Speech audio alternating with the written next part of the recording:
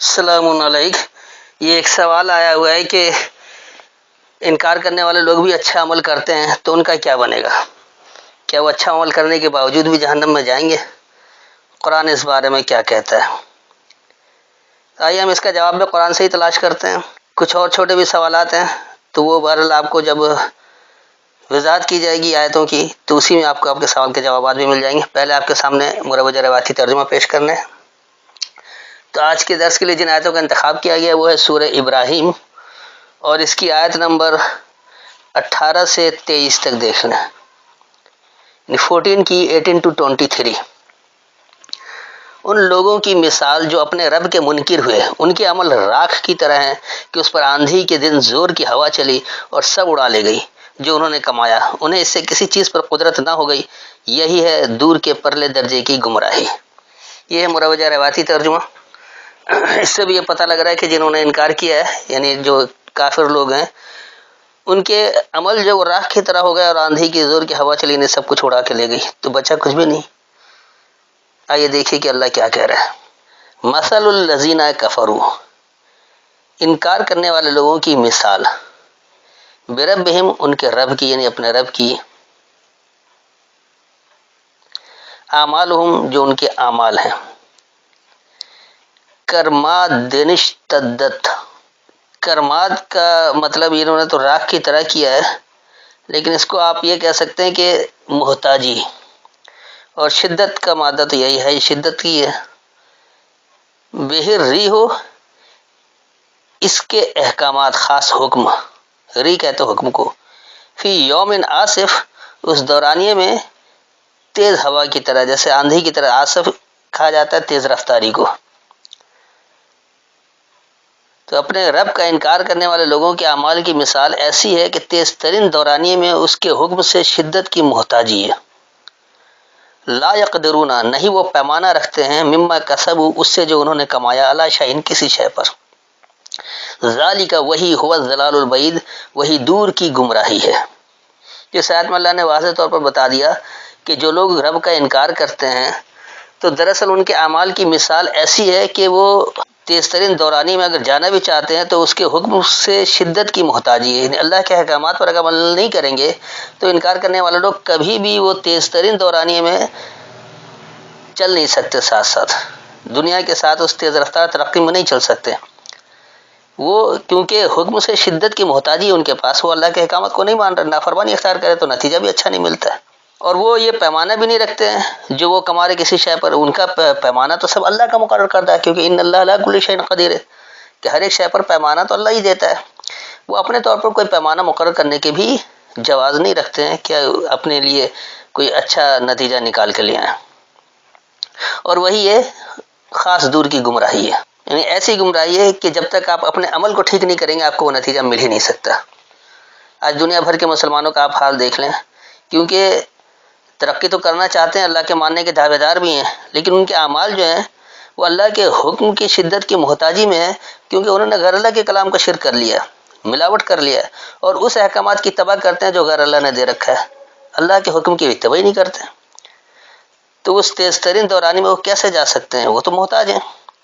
اور وہ یہ پیمانے بھی نہیں رکھتے کہ کسی شے پر جو انہوں نے کمایا اس طرح کا وہ کوئی پیمانہ دے دے۔ تو یہ دراصل واقعی بڑی دور کی گمراہی ہے، پلٹنے کے لیے اپنی اصلاح کرنا لازمی ہے۔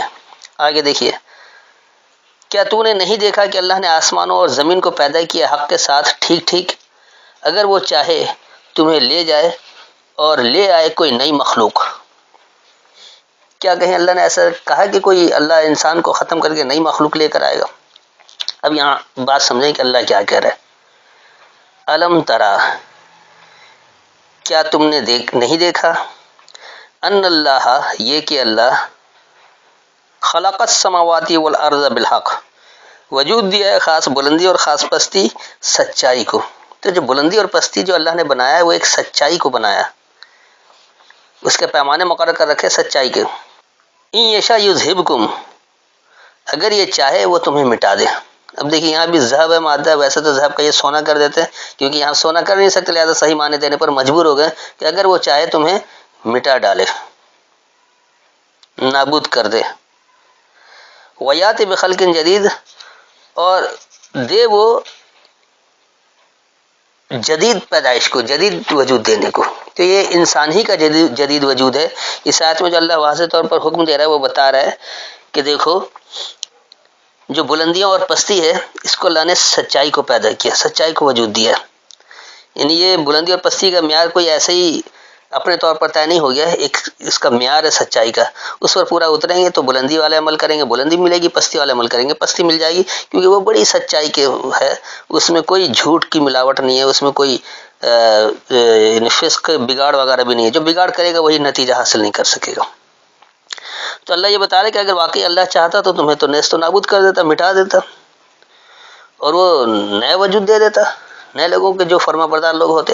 لیکن ایسا نہیں، اللہ نے انسان کو پیدا کر کے بااختیار بنایا، اور بااختیار بنا کر یہ چھوڑ دیا کہ اب تم جو چاہے وہ اپنا راستہ منتخب کر لو. اللہ اس پر پابندی نہیں لگاتا ہے. تو اس لیے اللہ کوئی نئی پیدائش نہیں لا رہا ہے، نہ انسانوں کو نئے سرے سے پیدا کر رہا ہے کہ جو نافرمان ان کو ختم کر کے کوئی نئے سرے سے انسانوں کو وجود دے دے. ایسا نہیں، اس نے جس کو پیدا کر دیا ہے وہ اپنی طبعی عمر پوری کرے گا جو اس کا معیار مقرر ہے اس کے حساب سے، اور وہ اپنے اعمال کا جواب دہ بھی ہوگا، چاہے وہ غلط کرے یا صحیح کرے، یہ اس کا اختیار ہے. اللہ زبردستی کسی کو صحیح یا غلط کی طرف نہیں لے کر جائے گا. اور یہ اللہ پر کچھ دشوار نہیں. اب جو انہوں نے ترجمہ کر رکھا کہ اللہ پر کچھ دشوار نہیں، اللہ چاہے مٹا دے، نئی قوم کو لے آئے، تو ایسی بات نہیں. اب یہاں اللہ کیا کہہ رہا ہے، وما ذالک، اور جو وہی اللہ اللہ پر بے عزیز غالب کو ہے، غلبے کو ہے. تو اور وہی جو غلبہ پر اللہ کو ہے، یہ اللہ کا غلبہ ہے. اللہ نے بتا دیا کہ کس عمل کے تحت کیا کچھ حاصل کر سکتا ہے. تو جو غلبہ دینا ہے وہ اللہ پر ہے، اور وہ اس نے اس کے پیمانے مقرر کر رکھے ہیں، اس سے الگ ہٹ کر کوئی غالب نہیں آ سکتا. اب آ گیا یہ پھر کہیں گے کمزور ان لوگوں سے جو بڑے بنتے تھے، بے شک ہم تمہارے تابع تھے، تو کیا تم ہم سے دفع کر سکتے ہو کس قدر اللہ کا عذاب. وہ کہیں گے اگر اللہ ہمیں ہدایت کرتا تو البتہ ہم تمہیں ہدایت کرتے ہیں. اب ہمارے لیے برابر ہے خواہ ہم گھبرائیں یا صبر کریں، ہمارے لیے کوئی چھٹکارا نہیں. اب دیکھیے اس روایتی ترجمے سے بھی بات بڑی واضح ہے کہ جب اللہ کے آگے حاضر ہوں گے تو وہاں کمزور لوگ، جو لوگ بڑے بنتے تھے، ان سے کہیں گے کہ کیونکہ ہم تو تمہاری اتباع کرتے تھے، لہذا اب تم ہماری سزا کچھ کم کرو، کچھ ہٹاؤ، دفع کرو.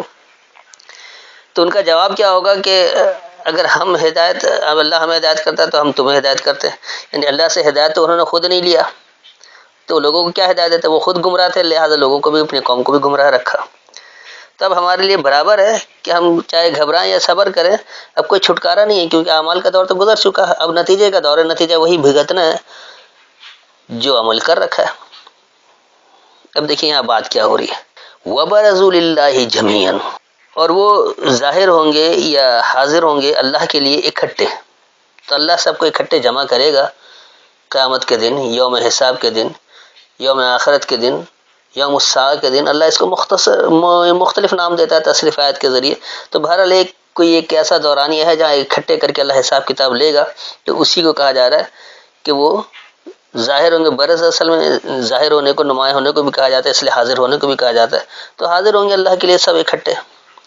فقال الضعفاء، بس کہیں گے وہ کمزور لوگ یا اضافی لوگ، زیادہ لوگ. ضعف عمر کے اضافے کو بھی اس لیے ضعیف کہا جاتا ہے، اور اعضاء کمزور پڑ جاتے ہیں تو اس کمزوری کو بھی کہا جاتا ہے.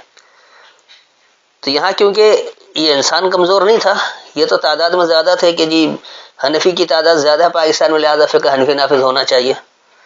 یہ ہیں ضعفاء، زیادہ ہیں، اکثریت کے بلبوتے پر حنفی قانون کو نافذ کرنا چاہتے ہیں، جبکہ اللہ کے قانون کا مطالبہ کوئی نہیں کرتا، کیونکہ یہ خالص اللہ کے تابعدار نہیں ہے. آپ آج پاکستان میں دیکھیں کہ شرعی نظام کا نام لیجئے تو ہر ایک کی اپنی اپنی شریعت ہے. اہل تشیع اپنی شریعت لے کر آئیں گے، اہل سنت اپنی تشیع لے کر آئیں گے، اہل حدیث اپنی لے کر آ جائیں گے، اور مختلف جتنے بھی فرقہ پرست لوگ ہیں، گروہ در گروہ ہیں، ہر ایک چاہے گا کہ اس کی شریعت نافذ ہو. اللہ کی شریعت کی بات کوئی نہیں کرے گا، خالص قرآن کی بات کرے گا. قرآن تو وہ نامکمل کتاب سمجھتے ہیں، وہ تو بغیر اپنے ملاوٹ کے قرآن کو مکمل سمجھتے ہی نہیں ہیں. تو یہ جو زیادہ لوگ ہیں، للذین استکبروا، ان لوگوں کے لیے جو ان میں بڑائی کرتے تھے، جو بڑے بنتے تھے کہ ہمیں آتا ہے، دین کے ٹھیکیدار تو ہمیں، علماء سے سمجھا کرو، خود سے سمجھو گے تو بھٹک جاؤ گے. کیونکہ خود سے سمجھنے سے ان کی دکانداری بند ہوگی، لہٰذا وہ نہیں چاہتے کہ کوئی بھی انسان قرآن کو براہ راست اللہ کی کتاب سے آیتوں کے ذریعے سمجھے. وہ چاہتے ہیں کہ جب تک ملاوٹ نہیں کرو گے، جب تک نہیں سمجھنا، کیونکہ قرآن اکیلے سمجھ نہیں سکتے ورنہ گمراہ ہو جاؤ گے. یہ باقاعدہ ایک پلاننگ کر کے دے رکھا ہے کہ قرآن کھول کر سمجھنے کی کوشش نہیں کرنا ورنہ تم گمراہ ہو جاؤ گے، حالانکہ وہ خود گمراہ ہے. تو اِنَّا كُنَّا لَكُمْ تَبَعًا، بے شک ہم تمہارے لیے پیچھے چلنے والے تھے، تو تمہارے پیچھے چلتے تھے، تمہاری اتباع کرتے تھے. فَهَلْ أَنْتُمْ، پس کیا تم مُغْنُونَ عَنَّا، کچھ بے پرواہ کر سکتے ہو ہمارے بارے میں، من عذاب اللہ، اللہ کی سزا سے، من شیء، کچھ بھی. قالوا، وہ کہیں گے، لو ہدانا اللہ، اگر اللہ سے ہم نے ہدایت لیا ہوتا، لہدیناکم، ضرور ہم تمہیں ہدایت دیتے. سواء علینا، برابر ہے ہم پر، اجزئنا، کہ ہم عاجزی کریں، ہم صبرنا، یا ہم ثابت قدم رہیں. ما لنا من محیص، ہمارے لیے رہائی کی کوئی جگہ نہیں ہے، ہمارے لیے پناہ لینے کی کوئی جگہ نہیں، ہمارے لیے چھٹکارے کی کوئی جگہ نہیں ہے. یہ محض کہتے ہیں جہاں قید ہو گئے، اب رہائی کی کوئی صورت نہیں ہے. تو دیکھیے اس آیت میں اللہ کتنا واضح طور پر بتا رہا ہے، جو یہاں اللہ کی ہدایت ہے اس کو اچھی طرح سے سمجھ لیں کہ اس آیت میں اللہ کہہ رہا ہے کہ وہ سب اللہ کے لیے حاضر ہوں گے اکٹھے، سب کو اکٹھے ہی اللہ کے سامنے حاضر ہونا ہے. تو اس وقت جو تعداد میں زیادہ لوگ ہیں وہ اپنے لوگوں میں سے جو بڑائی کرنے والے ہیں ان کے لیے کہیں گے کہ بے شک ہم تو تمہارے پیچھے چلتے تھے، جو تم کہتے تھے کہ ہاں یہ اللہ کا حکم ہے، ہم نے اسے مان لیا، ہم اسی کی اتباع کرتے تھے، تو کیا تم کچھ بھی اب ہمارے بارے میں اللہ کی سزا سے بے پرواہی کروا سکتے ہو؟ ان کا جواب کیا ہوگا؟ وہ کہیں گے کہ اگر ہم اللہ سے ہدایت پر ہوتے تو ضرور تمہیں ہم ہدایت دیتے، ہم نے خود اللہ کی ہدایت کو نہیں سمجھا، ہم ملاوٹ کرتے تھے، کیونکہ تم ہمارے پیچھے چلتے تھے اس لیے ہمیں پرواہ نہیں تھی، نہ ہم نے اللہ سے ہدایت لی تو ہم تمہیں ہدایت کیسے دیتے؟ ہم جس گھر اللہ سے ہدایت دے دیتے ہم نے وہی ہدایت تمہارے پاس آگے بڑھا دیا. تو اب کیا کہ ہم پر برابر ہے کہ ہم عاجزی کریں یا ہم ثابت قدم رہیں. ہمارے لیے اب رہائی کی کوئی جگہ نہیں ہے، اب ہمارے لیے پناہ لینے کی کوئی جگہ نہیں ہے، اب ہمارے لیے فرار کی کوئی جگہ نہیں ہے، اب چھٹکارے کی کوئی جگہ نہیں ہے. اب دیکھیے پھر آگے کیا کہہ رہے ہیں. اور روز حساب، جب تمام امور کاموں کا فیصلہ ہو گیا، شیطان بولا، بے شک اللہ نے تم سے سچا وعدہ کیا تھا اور میں نے بھی تم سے وعدہ کیا، پھر میں نے تم سے اس کے خلاف کیا اور نہ تھا میرا تم پر کوئی زور، مگر یہ کہ میں نے تمہیں بلایا اور تم نے میرا کہا مان لیا، لہذا تم مجھ پر کچھ الزام نہ لگاؤ، الزام اپنے اوپر لگاؤ، نہ میں تمہاری فریاد رسی کر سکتا ہوں اور نہ تم میری فریاد رسی کر سکتے ہو. بے شک میں انکار کرتا ہوں اس کا جو تم نے اس سے قبل مجھے شریک بنایا، بے شک ظالموں کے لیے دردناک عذاب ہے.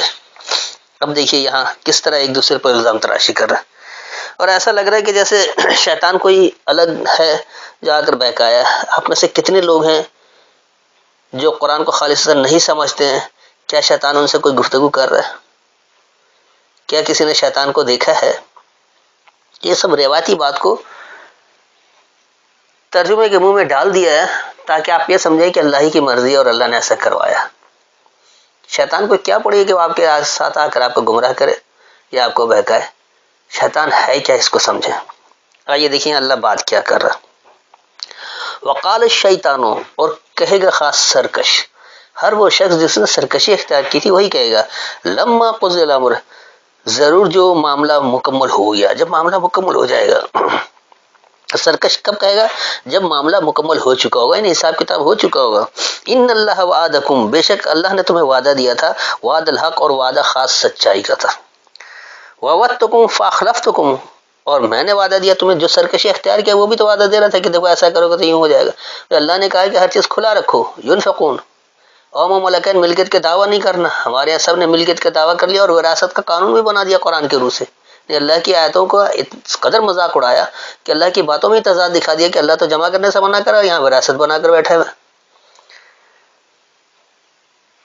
تو اللہ ایک وعدہ تمہیں جو دے رہا ہے وہ سچا وعدہ ہے جو اللہ نے اپنے قرآن میں دے رکھا ہے، اور ایک وعدہ جو سرکش انسان دے رہا ہے، جو خود بھی سرکشی کرتا ہے اور لوگوں کو چاہتا ہے وہ بھی میری طرح سرکش ہو جائے. ایک وعدہ وہ دے رہا ہے کہ نہیں جی تم 5 وقت نماز پڑھو جنت میں چلے جاؤ گے. اللہ نے کہاں کہا کہ 5 وقت نماز پڑھو گے تو جنت میں چلے جاؤ گے؟ فاخلفتکم، پس تم اس میں اختلاف کرتے رہے. تو جو وعدہ اس میں دیا گیا اس میں لوگ اختلاف بھی کرتے رہے. اب یہ 5 وقت کے نماز کے تو سارے قائل ہیں، پڑھتے کتنے ہیں؟ اس کو بھی نہیں پڑھتے. یہ تو اس کے سرکشوں کی بھی اتباع صحیح طرح نہیں کرتے، اس میں بھی اپنی مرضی چلاتے ہیں. کوئی 1 وقت پڑھتا ہے، کوئی 2 وقت، کوئی 3 وقت، اور کوئی ہفتے میں 1 دن، اور کوئی سال میں 1 دن. کتنے لوگ ہیں جو 5 وقت نماز پڑھتے ہیں، جو اپنا مانتے ہیں اس کو بھی نہیں عمل کرتے. اب دیکھیے وہ کیا کرے کہ وما کان علی علیکم، اور نہیں ہے میرے لیے تم پر من سلطان کسی ایک دلیل سے، تو میں نے تو تمہیں کوئی دلیل نہیں دی تھی، نماز پڑھنے کی دلیل قرآن میں ہے ہی نہیں، ہم تو نہیں بتاتے کہ قرآن میں نماز پڑھنا ہے، ہم تو حدیثوں کا سہارا لے رہے تھے، ہم تو اقوالوں کا سہارا لے رہے تھے، ہم تو الزام تراشی کر رہے تھے جھوٹ، جو اللہ پر جھوٹ الزام تراشی کر لے تو وہ رسول کا نام لے کر الزام تراشی کیوں نہیں کرے گا؟ سب سے زیادہ الزام تراشی اللہ کے رسول نے کبھی ایسا کہا ہی نہیں کہ نماز پڑھو، وہ تو اقیم الصلاۃ کا حکم دے رہے تھے کہ صلاۃ کے اوپر ڈٹ جاؤ، اٹھو، لیکن یہاں انہوں نے صلاۃ کو نماز پڑھنے پر لگا دیا۔ تب ہوا کیا کہ وہ وہاں کہیں گے کہ میرے لیے تو تم پر کوئی ایک دلیل سے نہیں تھی، الا ان دعوتکم، سوا یہ کہ میں نے تمہیں پکارا، فاستجبتم لی، پس تم نے جواب دیا میرے لیے ہاں میں، ہم نے تو تمہیں پکارا کہ ایسا کر لو، تم نے ہاں میں جواب دیا، اس لیے تم شامل ہو گئے۔ اگر تم تحقیق کر لیتے کہ واقعی اللہ کا حکم ہے یا نہیں تو تم ہاں میں جواب نہیں دیتے، نہیں آتے میرے لیے۔ اس لیے اب آگے کیا کریں کہ فلا تلومونی، پس تم مجھے الزام نہیں دو، ولوموا انفسکم، اور الزام دو اپنی نفسیات کو، اپنے سوچ کو، کیونکہ تمہارے پاس تو عقل و شعور تھی، دنیا کے ہر کام میں اپنی عقل استعمال کرتے تھے، جب اللہ کی بات آئی تو یہاں اپنی تمہاری عقل گھاس چرنے چلی گئی تھی، کیوں ہمارے پیچھے چل پڑے؟ تو تم ہمیں الزام نہیں دو کہ ہمارے کہنے کی وجہ سے، اپنی ہی سوچ کو الزام دو، تم نے سوچا سمجھا نہیں، تم نے غور و فکر نہیں کیا۔ ما انا بمصرخکم، نہیں ہوں میں تمہاری فریاد رسی کو، وما انتم بمصرخی، اور نہ تم میری فریاد رسی کو، انی کفرت، بے شک میں نے جھٹلایا، بما اشرکتمونی من قبل، اس کا جو تم نے ملاوٹ کیا پہلے سے، ان الظالمین، بے شک ظلم کرنے والے لوگ، لہم عذاب علیم، ان کے لیے دردناک سزا ہے۔ تو دیکھیے اس آیت میں اللہ کتنا واضح طور پر بتا رہا ہے کہ بات کیا ہے کہ جب یہ سرکش، اس وقت جب معاملہ کا تصفیہ ہو چکا ہوگا، فیصلے ہو چکے ہوں گے کہ کس نے کیا کچھ کیا ہے، تو اس وقت یہ کہیں گے جب معاملہ مکمل ہو چکا ہوگا کہ بے شک اللہ کا وعدہ تو ایک سچا وعدہ تھا، اور جو میں نے وعدہ دیا تھا تم نے اس میں اختلاف بھی کیا۔